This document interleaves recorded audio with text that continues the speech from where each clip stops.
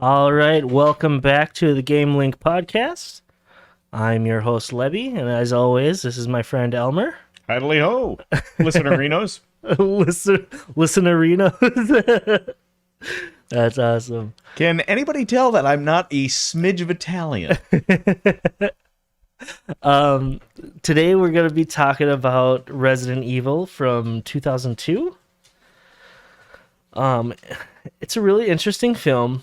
Before we get into that and the game and everything, how was your week, Elmer? What were you up to? Living hell, to tell you the truth. Oh, boy. Everything from issues with vehicles to just never-ending conga line of dumbasses at work.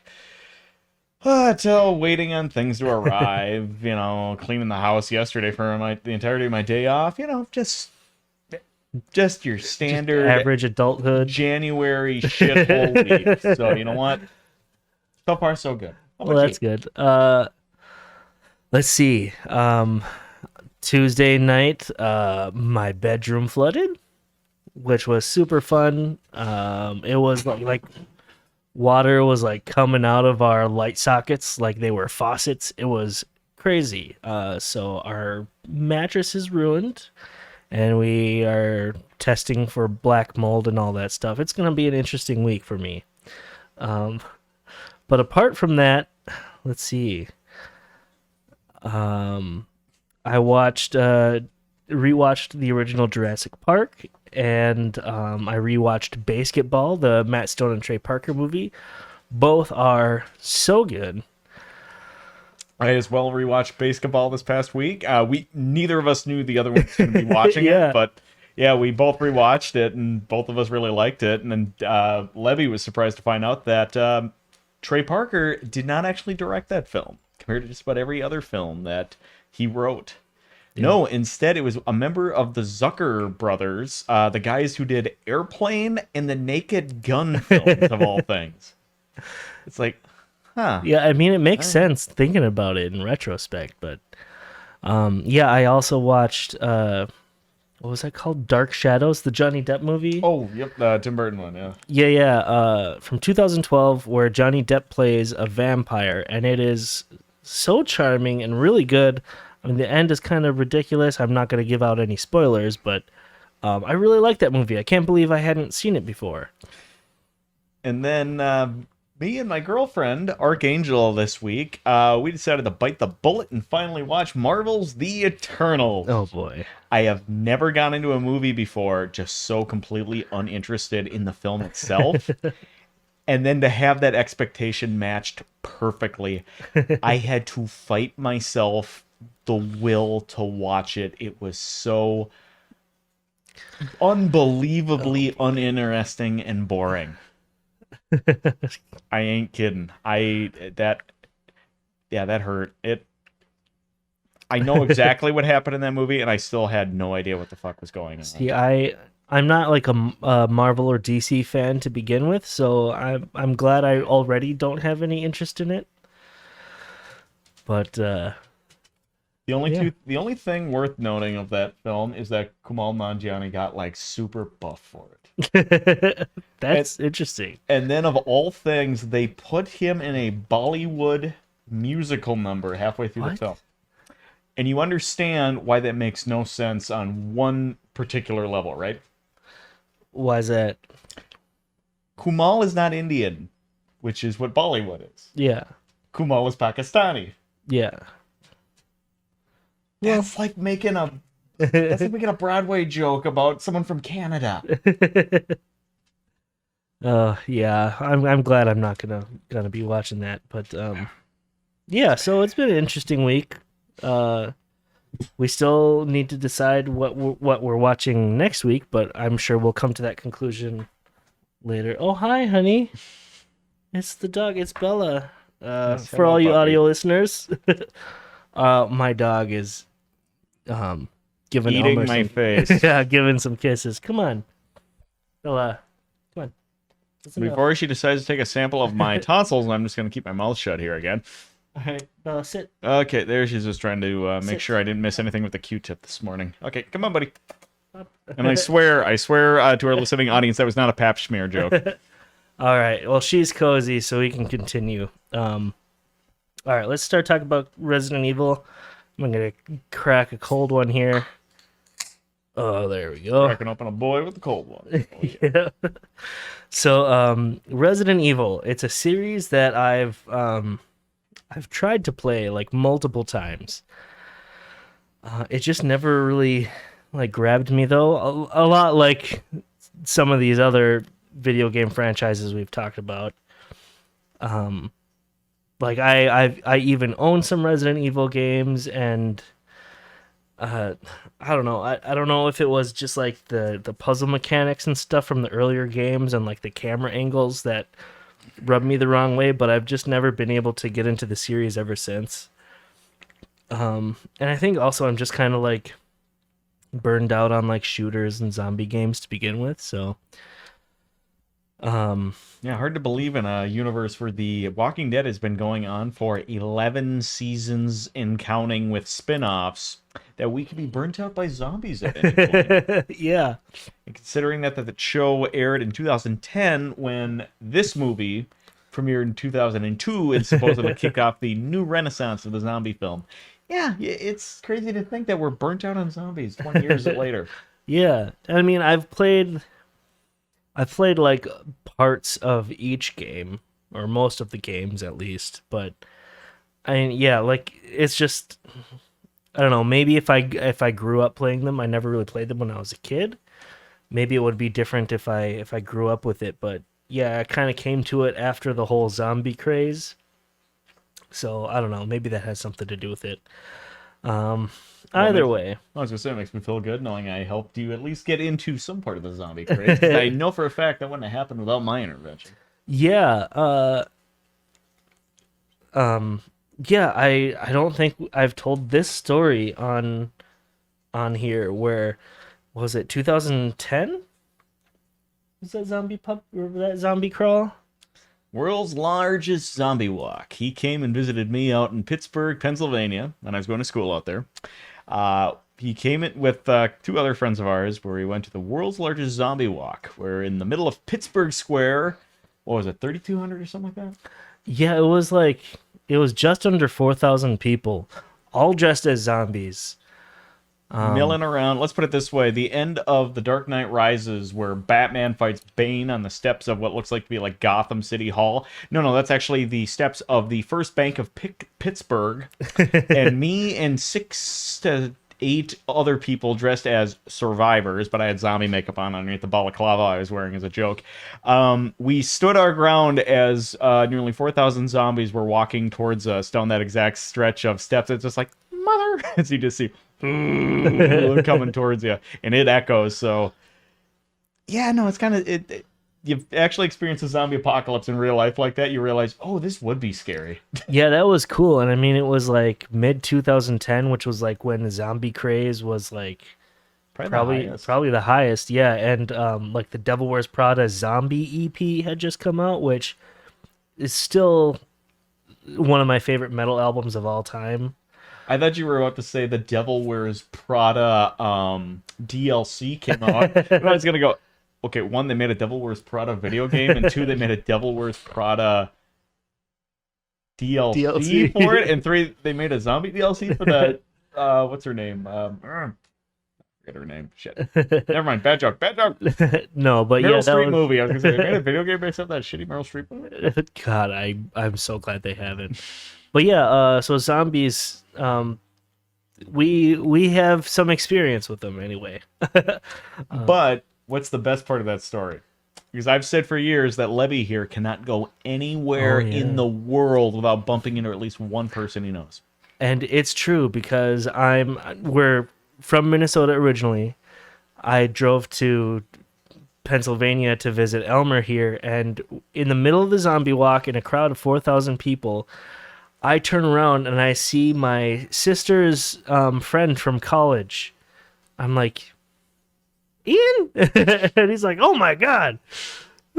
Mind you, he is dolled up. The joke was supposed to be that he was a baby zombie riding the back of another zombie, but the makeup kind of failed because I was a poor college student going through vodka withdrawals at the time. But at the same time, I mean, it was a cute joke to begin with. But yeah, so just imagine shitty gray zombie makeup on his face, zombie head duct taped to his chest, and then little zombie baby body taped Yeah. around the back of his neck. I was a little zombie baby going and eating the brains. It was a fun time. But yeah, so Resident Evil, it began development in 1994 by Team Horror, which is a Capcom development team mostly consisting of newcomers from the Planning Room 2, which was a studio that Capcom owned that would eventually turn into Capcom Production Studio 4. And I know what you're thinking. Capcom is really good at naming studios. Just one question: how many divisions did they have in Studio Horror? I have no idea. Because I was gonna say, was this part of the same development team as Darkstalkers? Oh man, it might have been, and I really like Darkstalkers. Because how funny would it be if they're just like, oh, we gotta, we gotta make a new branch for our horror games. We've got Darkstalkers, but we're gonna part off the new guys because they're not experienced enough to work on Darkstalkers for the horror thing. We're gonna put them in this new thing called Resident Evil. Oh man, yeah, I love Darkstalkers, but not Resident Evil as much. But either way, the game was produced by Tokuro Fujiwara, who directed previously a game from 1989 called Sweet Home, which is apparently a horror game, but unfortunately it's not one I've ever dug into or played. That sounds familiar for some reason. I think it was on the Famicom, so it might not have even been a US release. But that name sounds familiar, especially within the horror genre. They might have actually done like an adaptation of that recently, to tell you the truth. Oh, I mean, I can kind of picture something on the PS4 that maybe has a similar name, but I don't know if it's the same thing. But anyway, Fujiwara wanted like a horror game similar to that, but that would also surpass it, because that previous game was limited by the hardware limitations of the Famicom or the NES. So it was they got director Shinji Mikami, who had previously directed Capcom's Disney tie-in games like Goof Troop, whatever else, Tailspin? I don't. Chip and Dale's Rescue Ranger? Did they have video games of those? Yeah. Oh God. the guy who worked on the Goof Troop video game. Let's put you in like one of the. I think Capcom also did what's it called, Mickey's Magical Quest. Yes. Which is it's difficult, but that's a pretty good platformer. Did I tell you that we had one of those come into my work not that long ago? Oh, really? I think I have that game for the Super Nintendo. And as soon as I came through, I'm like, why does this sound familiar? And I go online and go, oh yeah, because they go upwards of $60 off eBay. Hey boss, we're putting this one on eBay. But yeah, underneath Mikami was the team of planners, which they helped the general design of the game, including the maps and the items and the backstory. So most of these planners joined the team like halfway through the development, because the development and the general progress of the game was going a lot faster than anyone really expected it to. For example, the pre-production and the development of the game's engine was expected to take like 18 to 24 months, but they got it done in just less than 12 months. So I think it was like 27 months altogether is how long this game took to make, which is crazy. That's literally a week over half a fucking year. Yeah, it's not too bad. And on top of that, if you know anything about the Japanese work week, dear God, that's like a year and a half in American terms. And I'm not being facetious when I say that. That is like a year and a half in American terms. Yeah, they were real quick. The developers had actually gotten their hands on a PlayStation 6 months prior to starting the development of the game, so they had already been coming up with ideas and learning different tricks and things like that about the system. Even though they had never developed a game for a 32-bit console before, they still like I don't know, they figured it out quick. They were first planning to release the game on the Super Nintendo, but like only a couple weeks into the start of the development of the game, they're like, no, let's just put it on the PlayStation.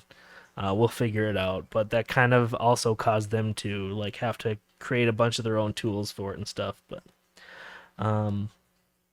the initial plan was to have like a high polygon count with the player and several like AI characters moving through like a fully 3D environment in a first person shooter's perspective, using motion capture technology.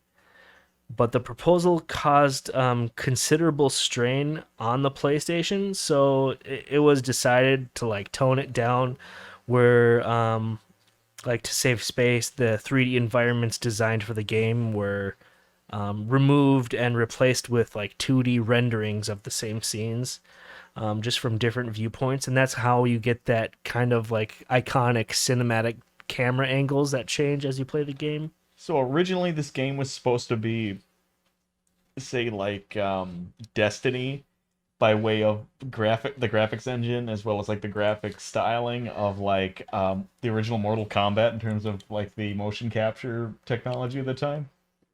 Well, they weren't doing like digitized graphics. Oh, okay, I see what you mean. They'd actually be doing like motion mocap suits to do the character animations. Okay.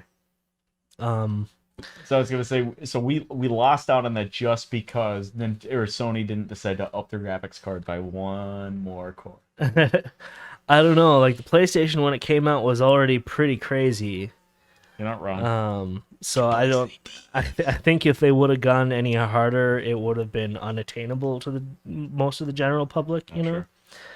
Sure. But yeah, with the technology they had available, the developers like they could only create like room environments instead of big open environments, with a maximum of 8 still images. Excuse me. So this is where you get like only like so many rooms before like a loading screen, or like so many different camera angles before you have to move to a different room and whatever. For example, like the entrance hall, the staircases in the dining hall were all split into like upper and lower rooms, so that it would only have to load like part of the map at a time. Door sequences. Yeah, Just the door door sequences. Yeah. It was intended for each enemy also to have like several attacks, and that they could be outright avoided by you like tricking the enemy AI. They also wanted to use like traps and stuff like that to kill enemies or to trap them somewhere. But it was decided there just wasn't enough time to like add all the different mechanics and AI and whatever for this.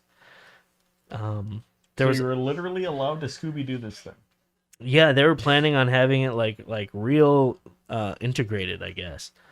Okay, can Warner Brothers actually buy Capcom like their distribution rights, so that way we can have the directed video Scooby Doo meets Resident Evil? Not only can they, but I think they should, and not only because of a Scooby Doo Resident Evil crossover, but because recently Capcom isn't doing a whole lot. Same with like Konami. Konami is more focused on like mobile apps and stuff now. So Because isn't Capcom, aren't they doing pachinko games? no, that's well, maybe Capcom is too, but I thought that was Konami. I might be getting them mixed up, so don't take what I say with a grain of salt. We're pretty Western Americans. I mean, let's put it this way: it's two different Japanese company names that make video games, and they both have K and a hard vowel as their next letter. I mean, things get crossed, guys. Capcom is a C, but I know what you mean. Sorry, hard sound. The hard K. The hard K coming soon to theaters. Sunday, the hard K. UPN's big movie. Come on down to the Metrodome. Get yourself a kid, just $5. Kids are just $5. Monster Jam. Yeah, the Title still Monster- works. But yeah, so they had a similar mechanic planned for the zombies where you could lure them towards like landmines, and then that they would eventually step on and like explode, or like a mechanic where the zombies would be able to like follow you from room to room, forcing you to like barricade doors and everything like that. Like they really had a lot of big plans that just didn't pan out. Which I'd say that still hasn't really panned out. The only game I can think of where something like that you could do in game would probably be Skyrim, with when you're fucking around with the Draugrs down in the crypts and stuff like that. Be like, oh, he's coming for me, he's gonna get me, and oh, stepped on the trap, here comes Spike Door or Spike Wall. So Oh yeah, that reminds me of what was that horror movie where they had like a lot of like wooden spike traps, like in the Wrong Turn. If you've ever seen any of the Wrong Turn movies. oh yes, Yeah.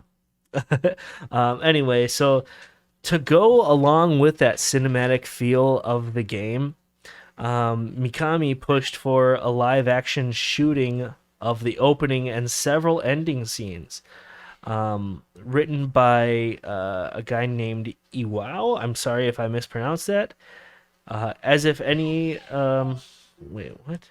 Okay, so several Americans in Tokyo were hired for the project of shooting the live action stuff, just based entirely on their availability rather than any professional talent, which you might notice if you've ever seen them. you were almost a Jill sandwich. Yeah, and pretty much everyone else on the project who wasn't booked as voice actors were then or wait. Yeah, so people who like the actors who weren't also the voice actors were dubbed over, which made it like gave it really like a weird feeling, like it doesn't quite fit. The opening sequence was filmed outside at the bank of the Tama River, which led to problems with the actress for Jill, who was a teenage girl named Inez. She was distressed over the large number of mosquitoes by the river, so like it was just like a day of hell during shooting. The finished video was released in a variety of forms, along with the game, and then it like some versions of the game like kept the opening scene black and white, while others had it in color. So it was just kind of like a mess a little bit. But I mean, it was still pretty cool. PlayStation was like one of the early consoles to come along and be able to play like full motion video. Yeah, what's that? No, I'm just fucking with her. I was watching it on the live stream as well as on YouTube. All of a sudden, I'm just sitting here for 2 minutes, Just not moving. and then I purposefully moved, and then You are such a dork, dude. I'm an asshole. I had to do it. I had to do it. Let's see. So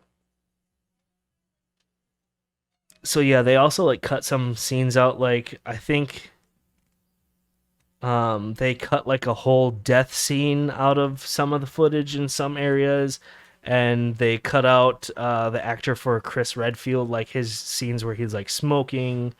And so it was like a really just inconsistent thing. But it was still one of the first games to receive the mature rating on the PlayStation. So, interestingly enough, the game was originally supposed to be called Biohazard, but then they discovered another video game as well as a band in the U.S. That was already called Biohazard. More so, what he means to say is that the original Japanese release in Japan, yes. The series is called Biohazard. Yeah. But to release it in the United States here, they found out, ooh, that ain't gonna work. Yeah.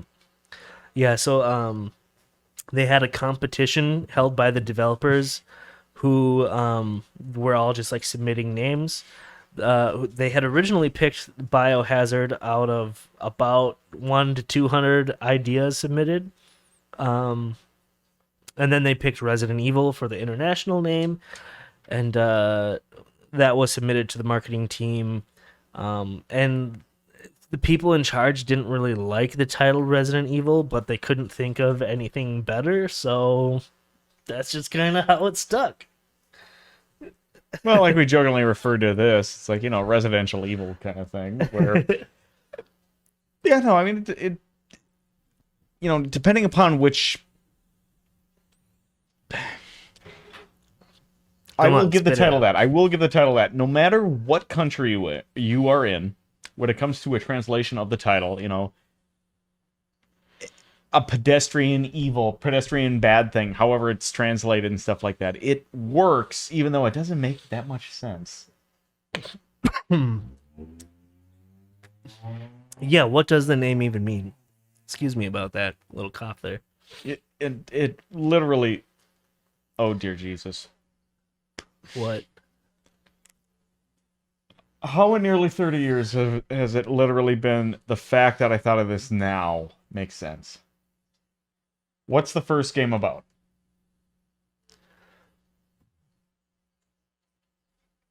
The residents of a mansion? It's a poor translation. It's poor translation of "It's an evil house." It's almost like deathbed, the bed that kills people Mm-hmm. level. Guys, literally, this title is this close to it literally being Bad House. Or, like, if Disney wouldn't have gotten involved, they probably would have called it the Haunted Mansion here in the United States. um, yeah, I guess I could talk about the story a little bit if you'd like me to, but I didn't have enough time to really type anything myself about the story, so I might just kind of breeze through some cliff notes in this article here. I'd suggest do that. I mean, we all kind of, everybody who's heard of even the Resident Evil games, you kind of have an idea of how the game works. Yeah, so I guess I'll just talk about like a little bit about the writing and stuff. So the writing for the game kind of was basically done in like two stages. The early project created by Mikami and a team of planners, and then later in development, the later parts of the story were created by Kenichi Iwao in co-coordination with Yasuyuki Saga, which they did like considerable like amount of changes and alterations and stuff when they took over writing duties. So it kind of went through a lot of changes. The leadership wanted a game similar to Sweet Home, like I mentioned before. Um, but they kind of gave like loose rules and let the team have some freedom. And so then when people came in to help finish up the game, they just went through a lot of changes. And I guess we're lucky that it turned out as good as it did, even though I'm personally not like a huge fan. That was close. You were almost a Jill sandwich. Yeah, Mikami, the original writer, um, didn't really have much interest in like deep stories or like long, complex storylines. Seeing the story, like seeing the concept of the story as just not much more than just like, well, it's better than nothing, it's better than not having a story. Which during pre-production, it was kind of just more like a typical RPG storyline, just light on plot and just kind of getting you from place to place. I never thought of the Resident Evil game as this, but it literally is an RPG in a haunted house that's part puzzle game, shitty camera angles, and the occasional zombie creature of some sort. I've never thought of that, but no, that is literally all Resident Evil. Yeah, so the game, I guess to sum up the story quickly, it was a team of four people: Beam Mercurio, Jill, Gelzer, and Dewey, who would investigate a mansion inhabited by paranormal monsters created by an evil scientist, and then they would search for a good scientist as their overall goal. Over time, ideas changed as to who these characters would be, And one idea was that they would all be like civilian survivors of a plane crash.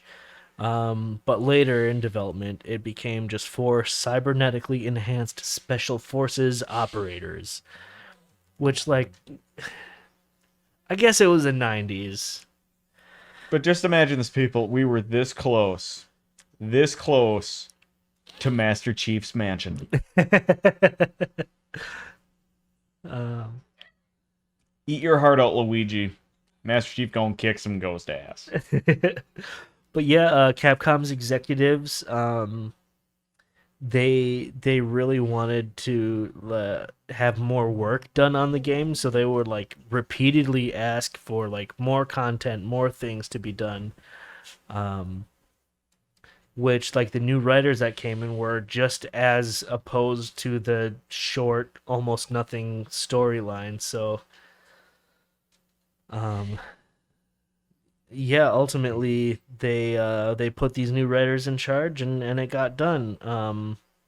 He reworked the story from the ground up, creating a horror story, which I guess it wasn't really horror at first. Um, yeah, but they replaced the ideas like cybernetic enhancement and all that stuff. So anyway, we ended up with a pretty iconic game. Um, But wasn't for the fact that they were able to implement objects into the environment so well, so there wasn't like the Hanna-Barbera effect where it's just like, oh, what wall is that about to bust out? Oh yeah, no, kind I of could see thing. a slightly different colored square of rock in the side of the cliff or whatever. There's something about to come out of there, kind of thing. Or, oh, that gargoyle right there, that looks slightly brighter in coloration than the gargoyle on the other side. Is that about to come eat me? If it, I think it really is that, as well as just kind of the unnatural way that the camera angles are positioned. I think if it hadn't been for that, if it was a straightforward game, like, Like a first person or third person perspective type thing. I think if they would have just done it like that, it would have been a better game to play, but it would have lost a lot of that atmospheric horror that they added to it. Yeah, yeah, it's definitely sorry, it's definitely a game that's recognized like pretty much universally as being great. Unfortunately, I think I just missed my time to get into it. And before I go on to kind of make my piece and talk about my experience with the game, please, Levy, take heed of the time code. I have to run and use the bathroom. I am so sorry, man. No worries, man. No I'm worries. sorry. I'm sorry, listening audience that are live right now, or people that catch us on YouTube, unless he edits this out of the actual video. My apologies. I'll edit this out of the VOD, the video on demand here. Well, hey, if y'all do $20 a month, I'll piss into a jar and screen for you. Don't Don't he will not do that. That was just a joke, Twitch. He will not be putting any bodily fluids into containers on my channel. All right, so Elmer's back. My apologies on that, folks. My own experience when it came to the games, I never played the actual first game. But growing up, I had friends of mine who played a lot of 2 and 3, which is actually where my introduction to the series was. So the whole idea that the first game was actually set in a haunted house, or I wouldn't say a haunted house, but like a mansion setting with zombies, I was just like, wait, really? That's where this came from? Because I always knew it as you're in Raccoon City fighting back the undead hordes with a nuclear weapon threatened above your head kind of thing. Yeah, that's what I always thought it was too, and I think my first experience playing Resident Evil was on the DS, and Talk about shitty camera angles, yeah, man. no, and I was expecting some sort of like shooter thing, but then it was just all these like weird camera angles, and on the DS that doesn't translate well anyway. But yeah, maybe I don't know. I wish I would have gotten a good introduction to that game earlier on, but oh well. And I mean, after the fact, then God, how old were we? We were probably, what, 12 when Resident Evil 4 came out. That was then the one that I played a lot of after the fact. And no, I've got a lot of good memories with that game. Kind of put it more in the action horror genre instead of the more atmospheric horror kind of thing. Mm-hmm. Which was then a slide that the series took from then on that basically brought it down to complete mediocrity, which, oh... Oh boy, that Oh boy. oh boy. But no, I'll give it to it. How they kind of reinvented 4 there, at least for me. I know you're normally the one who talks about video games, but it kind of helped to usher in the newest or the next generation of third dimension or like third person like Mm. action games, if you really think about it. Yeah. Without that game we wouldn't have, say, I'll say it, we wouldn't have basically the controller setup that we have for the modern version of God of War. We Or probably like wouldn't have Dino Uncharted. Crisis. Oh god, you I'm talking Sorry. about 4. I'm talking about 4. I had to. You bastard. We wouldn't have Gears of War. We wouldn't have we wouldn't have what do you call it, Last of Us, just with the way that the camera's able to interact, where it's just right behind your back pretty much the entire time. So while we can both scoff at the idea of, oh no, hit X to not die, at the same time, it kind of helped to usher in the modern era of gaming. I guess. Um, yeah, I mean, there's reasons I appreciate the game, but I don't know, it's just not for me. But yeah, anyway, how was the research on the movie, Elmer? Well, Oh boy. so pretty much as soon as the first game came out, a lot of film studios actually kind of looked at just kind of the success of it, and throughout most of the 90s, people were trying to figure out a way to get back into sort of like that 1970s, 1980s sense of horror with like the zombie film. Just because two things about zombie films that always just, I wouldn't say make them hits, but just kind of make them memorable. One, when you make them, they have kind of an epic scale to them, even with just a few actors, because you think, well, if these people are already infected, that means that on a greater scale for the rest of the world, your brain kind of fills in the blanks in the sense of, oh, this is a greater threat than we know, and it's much larger than the story that's being told around us. Simultaneously, just painting your actors gray is a really good, cost-effective way of saving budget. So, because of that, pretty much as soon as the first Resident Evil game started picking up a lot of steam, there were a few different studios that were kind of looking at, maybe this would not be a bad idea to make a film. And especially with a lot of the influences that the original game had off of George A. Romero, Romero himself was reached out to by Capcom to direct these live action commercials for Resident Evil 2 when that came out. And just kind of interested by just kind of what Romero heard about like the games and stuff like that. I guess I should say, for anyone who doesn't know, George A. Romero is kind of the father of the modern zombie film. He's the guy who directed the original Night of the Living Dead back in 1969, Dawn of the Dead in 1978, Day of the Dead, Land of the Dead. Kind of shepherded a lot of whole basically the entire genre is kind of on maybe not quite his shoulders, but just kind of the style of just people trapped in a location being attacked from all sides by Yeah, different but could you imagine how much better this movie would be if he actually directed it? Definitely. I'm about to get there. Like, oh god. So he directed these live action commercials for Resident Evil 2, which sadly were only shown in Japan. You can find them all on YouTube. They're not really great quality, but at the same time, they're really interesting ways of just seeing a legitimate established filmmaker taking their stab at doing a video game movie. The closest thing I can think of beyond that is probably Spielberg's spins on different video game elements in Ready Player One, which is a movie I never need to watch again, but at the same time, you can see... Not bad. I just found it so obnoxious, but... Fair.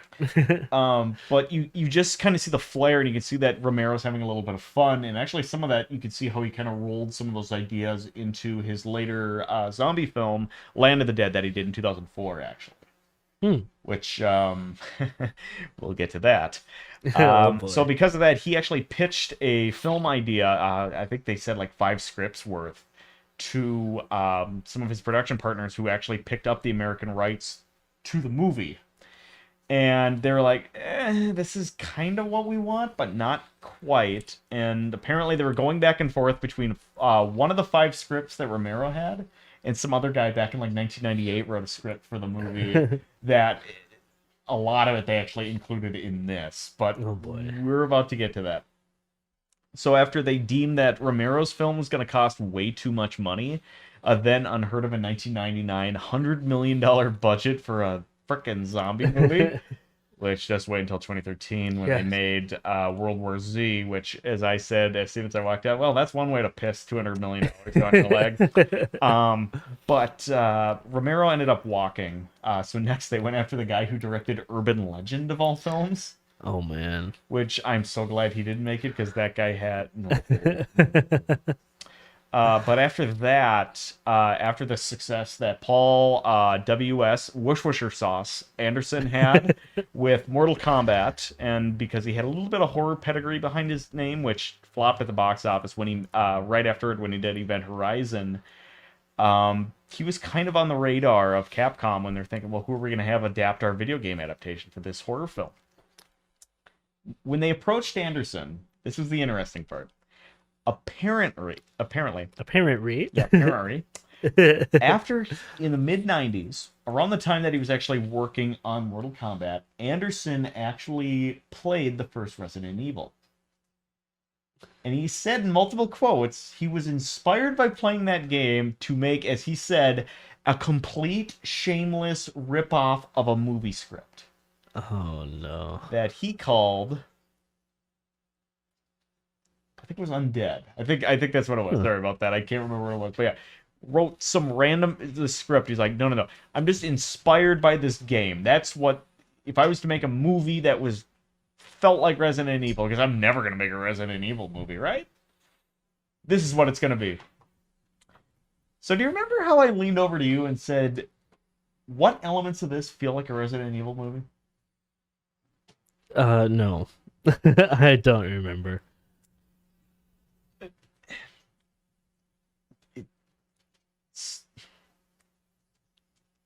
The idea then that sold Capcom on letting Anderson actually have the rights to make this movie is he said this is a prequel to the first game.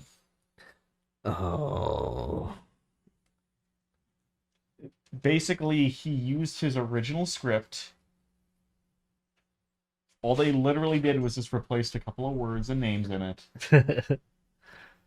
which was his original script to be a ripoff of Resident Evil, then got turned into Resident Evil, which is why almost no elements in this game resemble anything to do with the original Resident Evil.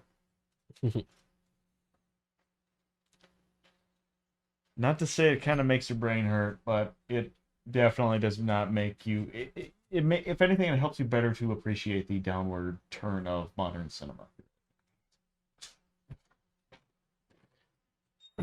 Yeah, I don't know. They could have done so much better. I mean, definitely beyond hiring Mila Jovovich as the main actress to play a character that does not actually exist anywhere within the video games. I think as we were naming off movies that she had also starred in, like Fourth Kind and The Fifth Element and this and that, Monster Hunter and whatever. We're just kind of like, man, was The Fifth Element the only good movie she's been in? Yep. Sad. But yeah, that's pretty interesting. Oh, and I forgot the one other thing. So the composer for this film is the very famous and also, as of now, very canceled musical artist named as Marilyn Manson. Oh yeah, like right away, this song in the movie is playing, and I'm like, man, this is a pretty good song. I mean, it doesn't fit the movie, but I lean over to Levy and I just go, yeah, you gotta like how it completely fits the scene, a sequence where these special forces agents bust through windows, tackle a woman and a dude in a button-up dress shirt, tackle them to the ground and hold them hostage, a scene that could have been completely silent and still been effective. They put in what sounds like the heavy techno, the Slipknot cover of the Robot Chicken theme is what it sounds like. Yeah, and like parts of it, like I don't know, parts of it sound like it could almost be like the new Doom soundtrack. Yeah, no, we were joking about how it sounds like BFG Division when they're riding on the Yeah. train. Yeah, soundtrack was great. They didn't use it correctly. Like it never really fit the scene, but So this was a question I thought.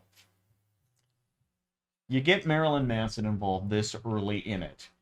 Marilyn Manson is much of a pain in the ass as he is in real life. He's not a stupid person. well, in some ways, He's but an yeah. idiot, but he's not stupid when it comes to career decisions. Yeah. Actually, no, he's very stupid when it comes to. You know what I'm saying. So he gets involved with this film to do the soundtrack with a game, or music for a movie based off a very popular video game. Which, if you kind of look at his lifestyle and his interests, I could see him being a fan of the game. Oh, for sure, yeah. Do you think, partially inspired by Rob Zombie making House of a Thousand Corpses a few years earlier, but not being released until this 2 years after this actually came out, could you maybe see Marilyn Manson thinking, "Oh, if I get in on the ground floor now to do the music, maybe somewhere down the line I get to make my own Resident Evil movie"? I don't know. Has Marilyn Manson ever really tried to get into film? Yes. Oh boy. See, I don't know much about him besides No one the, knows what this the big movie is news. because this movie is pretty much unreleasable. Oh boy. So that's why it's like, could you see him maybe plotting out in his head going, well, if I get my one experimental film out there, maybe then I get to make my own Resident Evil film. Possibly. I don't know. I'm not gonna make any assumptions. But But- either way, let's assume, how awful do you think that probably would have been? It would be very worse than this movie. But I mean, yeah. So like this movie, they kind of you get through almost like half the movie before things start to even make sense, or like before you can really start following anything. Right at the moment when they're about to unlock all the zombies, I realized something. I said, Levy, pause the movie and look at the timestamp. We hit it, and it was almost exactly at 35 minutes in. And I turned and looked at Levy and said, do you realize we are now 35 minutes into this film, and we have seen all of one zombie so far? Yeah. And that brings me to another thought I had, a realization during the movie is, this movie has the same problem that if Doom Annihilation had, which if you've seen that is, it's bad, but where the setting doesn't change. Like the whole time they're just in this underground bunker, and it's like just hallway after hallway after room after hallway, and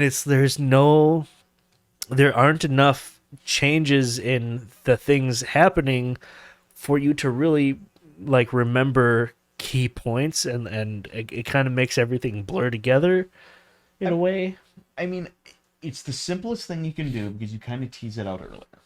The entirety of this film, they are running down industrial hallways and areas where there is like electrical, mechanical, or just like equipment, like large scale, like industrial equipment. Mm-hmm, mm-hmm. They tease earlier in the film that they're in an underground laboratory that actually has offices, because you actually see people walking around in offices. Yeah, they say that people live and work in this underground facility, but How much more would it have cost? But how much more effective would it have been if they actually would have shown the heroes, oh, I don't know, fighting zombies in a goddamn cubicle office? right? How much more would that have cost, but how much more effective would that have been? You're literally standing in like an office park. There's a shitty mug sitting there just saying I hate Mondays or some crap like that. Right. And they're like hooking it at zombies as they're shooting at them. Yeah, if they would have tried to do like a horror comedy with this movie, it would have worked so much better. It's to really lean into, I mean, my God, some of the best moments of this work goes into full schlock territory. Mila Jovovich spins kicks zombies to death. It's pretty great when that happens. I mean, a dude gets cut into tiny chunks by a laser grid. If you're not laughing at that scene, what? Yeah, there's some just ridiculous cheesy stuff. I think one of the things that really bothered me was Garfield turning to AA12. one thing that bothered me is like when they shut off the electricity to something to like I don't know, to accomplish something, unlock a door or whatever. And shutting off the electricity unlocks all the doors that these people are contained in. When it's like in reality, the power would be used to unlock the door, not to lock it. So when they lose power, it wouldn't unlock the doors. And so like, oh, that's a little bit of like a continuity issue, whatever. But But do you remember what my argument was when we realized that? Do you remember what I said was? Well, it happens for two reasons. One, evil corporation, and two, plot. yeah, and then what was the next thing that? Oh yeah, they're locked in this room, and the main character takes like a needle from a syringe, and she's trying to unlock the door. So there's a card reader to open the door. She shoves the pin into the card reader and finds some sort of switch in there and pops it, and the door unlocks. I'm like, that's not how magnet strips work. You laugh now, but when I go to Target tomorrow after work and I pick the card reader, the credit card reader to get free whatever the hell I'm buying, the PS5 and the 70-inch TV with my heroin needle, we'll see who's laughing last. Yeah, I know it's just like a stupid thing that they're just like, we'll just put it in the movie as this, and people won't know the difference. Some of us do, and it really bothers us. So I'm not even nitpicking when I ask this, but I had this realization today just thinking back on this movie. People have been complaining since 2005, sorry, not 2005, 2015, with the Star Wars films, that Rey is a Mary Sue through and through. That the fact that she has no training whatsoever in those films, she knows how to fly a ship, she knows how to work a lightsaber, she knows how to do this, that, and everything. They've complained for years, almost 7 years now. They've complained about this character. Yeah. My question for you: where the hell was all this vitriol and pissed offness with fucking Alice in the Resident Evil films? Yeah, because she has amnesia, She's but a genetically engineered amnesia victim. yeah, and she apparently has some badass thighs and roundhouse kicks. And then there's this thing that happens throughout the movie. I know Elmer remembers this when like every once in a while she'll like touch someone and like have a flashback glimpse of something she remembers. And for about the first 40 minutes of the movie, every time she has a flashback, it's a sex scene between her and her James Purefoy. husband. Yeah. James Purefoy, who I said to Levy earlier, I said he looks like he looks like the reverse career of Hugh Jackman when they first came out in the same era in the late 90s. James Purefoy was the healthier looking one of the two, and now James Purefoy looks like the heroin addict version of Hugh Jackman. It's just like, whoa, it's like, yeah.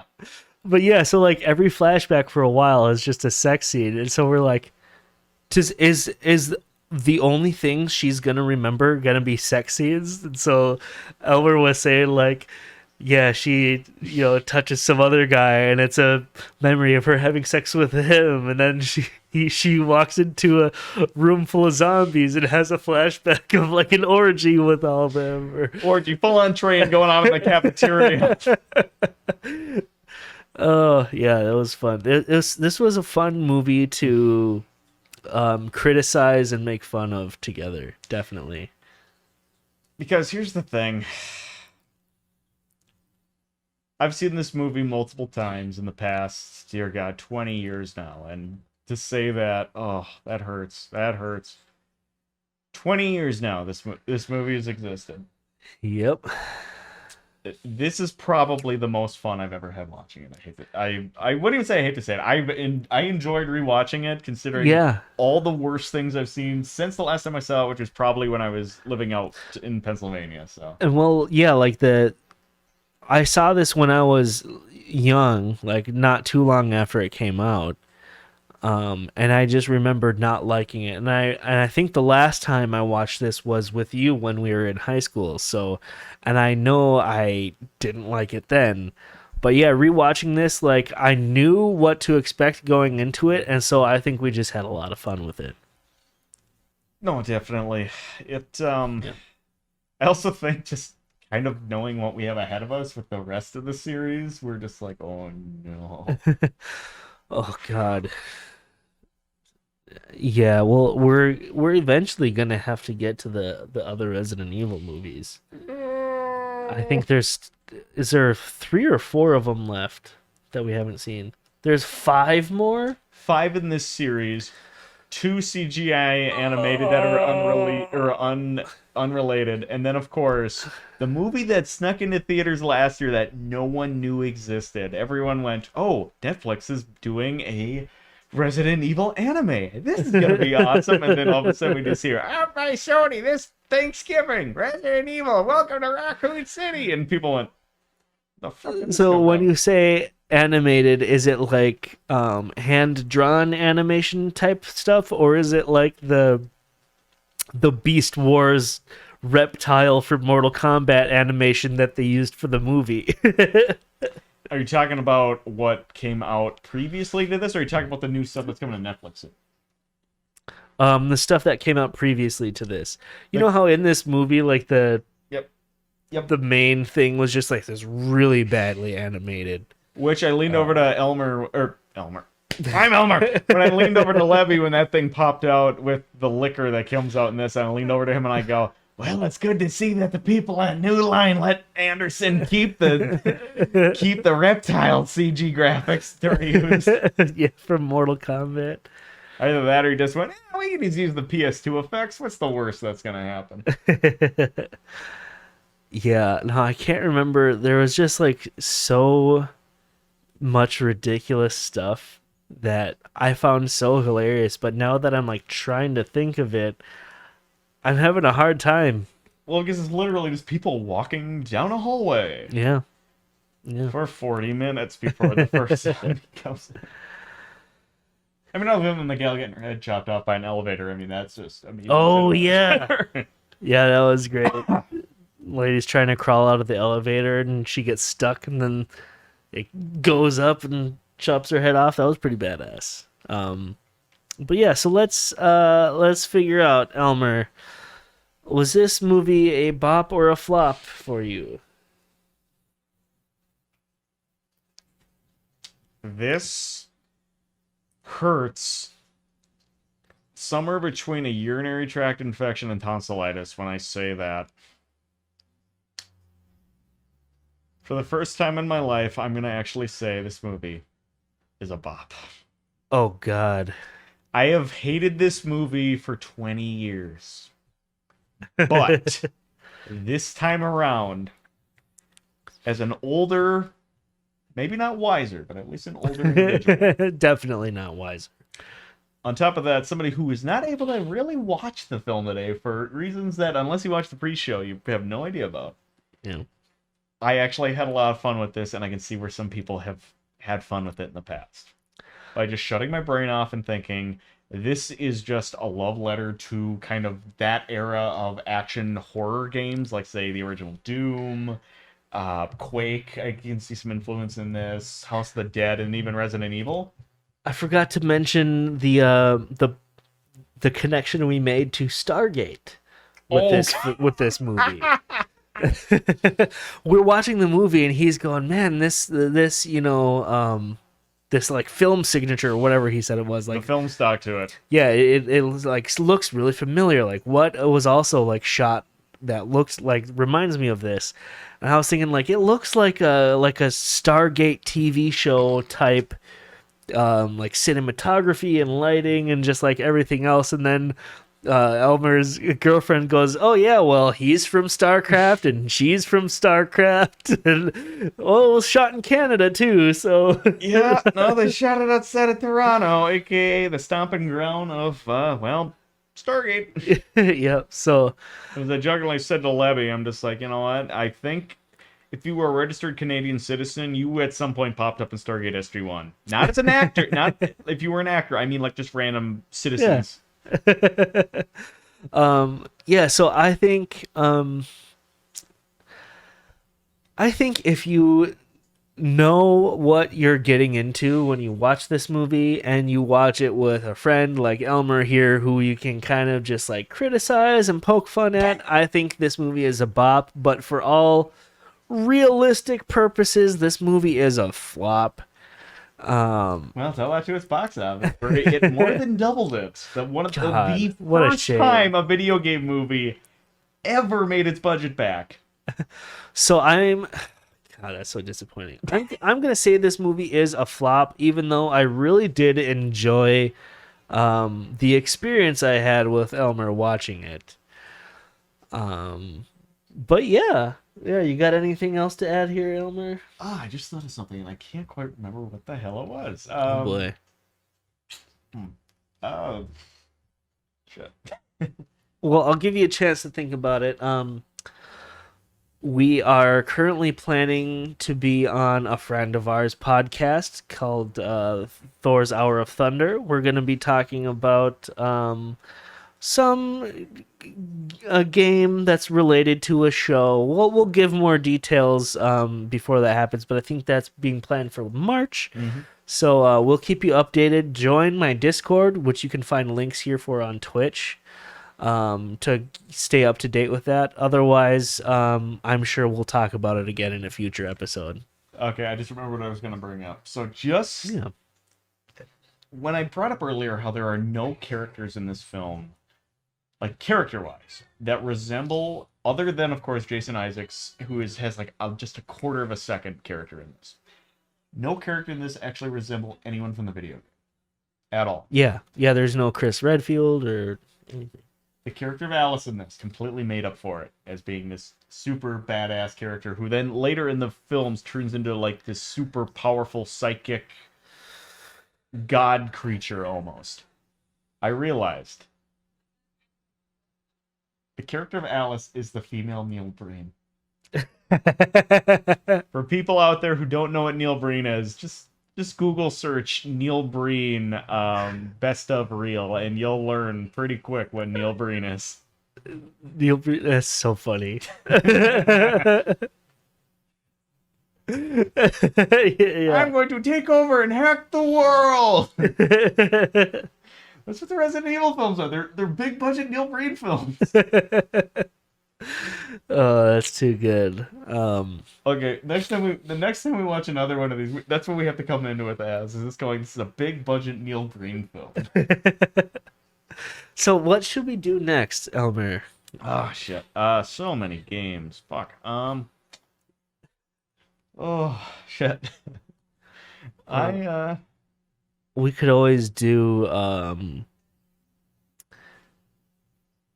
one of the Dooms or Monster Hunter, or we could do the Final Fantasy 15 Kingsglaive movie, or well, I definitely don't want to do two Mila Jovovich films back to back. Yeah, me either. That sounds like a urinary tract infection waiting to happen. Wait a second.